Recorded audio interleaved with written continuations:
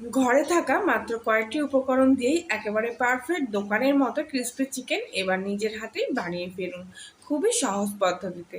আর তার জন্য এখানে আমি নিয়েছি কয়েক পিস চিকেনের টুকরো। চিকেনগুলো আমার লবণ হলুদ মাখিয়ে ফ্রিজে আগে থেকে রাখা ছিল, তার জন্যে কালারটা একটু চেঞ্জ হয়ে গেছে। এবার আমি চিকেনগুলো লম্বালম্বি ফালি করে এইভাবে কেটে নিচ্ছি। আপনারা চাইলে লেগ পিসও নিতে পারেন, তবে এখানে আমি সলিড মাংস নিয়েছি, তাই এইভাবে টুকরো করে কেটে নিচ্ছি। এরকম করে লম্বালম্বিভাবে টুকরো করলে কিন্তু ক্রিসপি চিকেনগুলো দেখতে একেবারে দোকানের মতো হবে। সব চিকেনগুলো এখানে আমার কেটে রেডি করা হয়ে গেছে। এবারে একটা থালার মধ্যে নিয়ে নিচ্ছি, আর তার মধ্যে দিয়ে দিচ্ছি ছোট্ট একটা পেঁয়াজ বাটা, হাফ চামচি মতো রসুন বাটা, আর হাফ চামচি মতো আদা বাটা।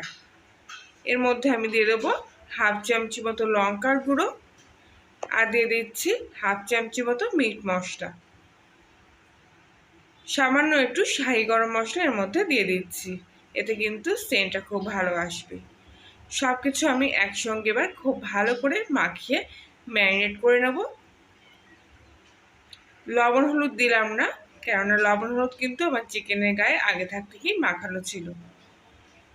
আপনারা কিন্তু লবণ আর হলুদটা অবশ্যই দিয়ে নেবেন পরিমাণ মতো।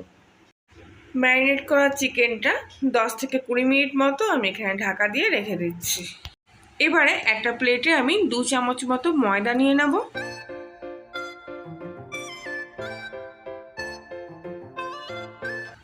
আর দেব 1 চামচি মতো বেসন। এবার এর মধ্যে অল্প পরিমাণ মতো লবণ দিয়ে দিচ্ছি, আর দিয়ে দেবো হাফ চামচি মতো লঙ্কার গুঁড়ো কালারের জন্য। সব কিছু একসঙ্গে ভালো করে মিশিয়ে নেব। বেসনে অনেক সময় দানা দানা মতো থাকে, তাই ভালো করে হাত দিয়ে কিন্তু পুরো বেসনটা আমি ময়দার সাথে মিশিয়ে নিচ্ছি। একেবারে ঝরঝরে একটা মিশ্রণ তৈরি হয়ে গেছে। কিছুক্ষণ রাখার পর চিকেনটা কিন্তু খুব ভালোভাবে এখানে ম্যারিনেট হয়ে গেছে। এবার এর থেকে আমি একটা করে টুকরো নিয়ে নেব, আর এই বেসন আর ময়দার সাথে ভালো করে মিশিয়ে নেব।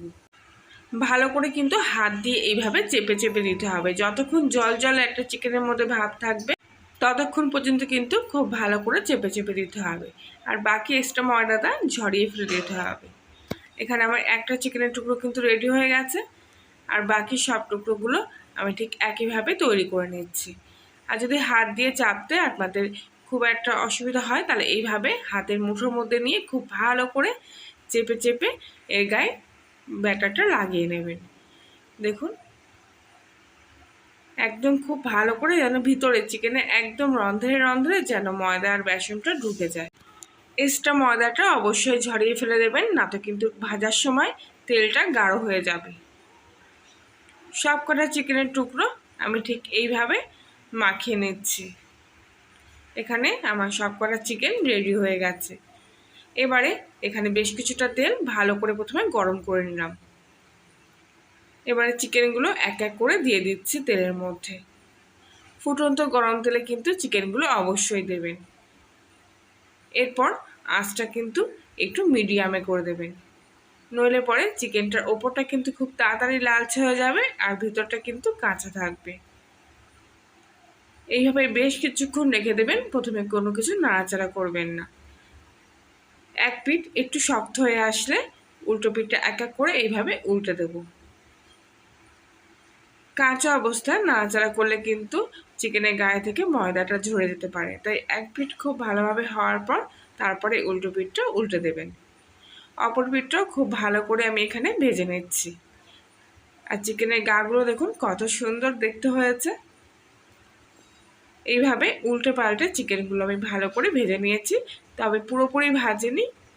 এখানে আমি একটু কিন্তু ভাজা বাকি রেখেছি, মানে পুরোপুরি লালচে করিনি, একটু সাদাটে মতো ভাব রেখেছি। মোটামুটি বলতে পারেন যে 80% মতো ভেজে নিয়েছি, বাকি 20% এখনও ভাজতে হবে।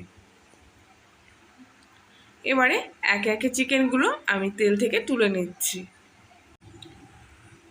চিকেনের গায়ে থেকে তেলটা খুব ভালো করে ঝরিয়ে নেব, আর তারপরে কিন্তু তুলে রাখবো।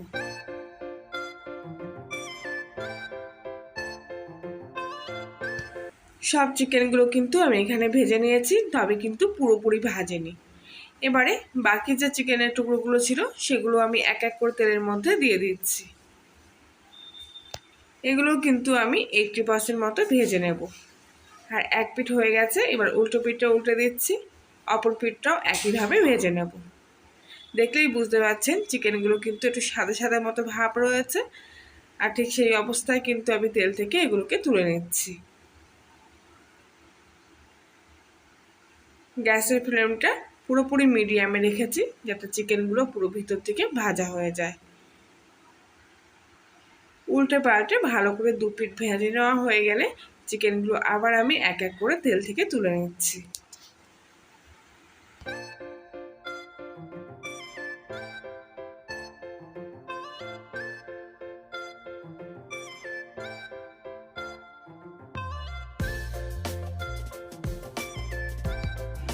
ভেজে রাখা চিকেনগুলো এখানে আমি দুটো ভাগে রেখেছি।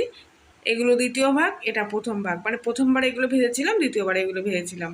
এবার যেগুলো প্রথমবারে ভেজেছিলাম সেগুলো আবারও আমি গরম তেলের মধ্যে দিয়ে দিচ্ছি। মানে চিকেনগুলো আমি কিন্তু দুবার করে ভাজছি। অবশ্যই ভেজে রাখা চিকেনগুলো একটু মোটামুটি ঠান্ডা হয়ে আসলে তারপরে কিন্তু আবারও ভাজছি। প্রথমে বলেছিলাম আমি 80% মতো চিকেনটা ভেজে নিচ্ছি, এবার কিন্তু পুরোপুরি লাল করে ভেজে নেব। আর চিকেনগুলো কিন্তু সঙ্গে সঙ্গে ভাজবেন না, সেই জন্যই কিন্তু আমি দুটো ভাগ করে রেখেছিলাম।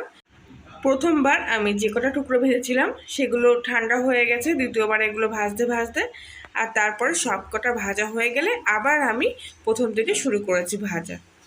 এইভাবে ভাজলে কিন্তু আপনাদের সুবিধা হবে, হাতের সময়টাও কিন্তু খুব কম লাগবে।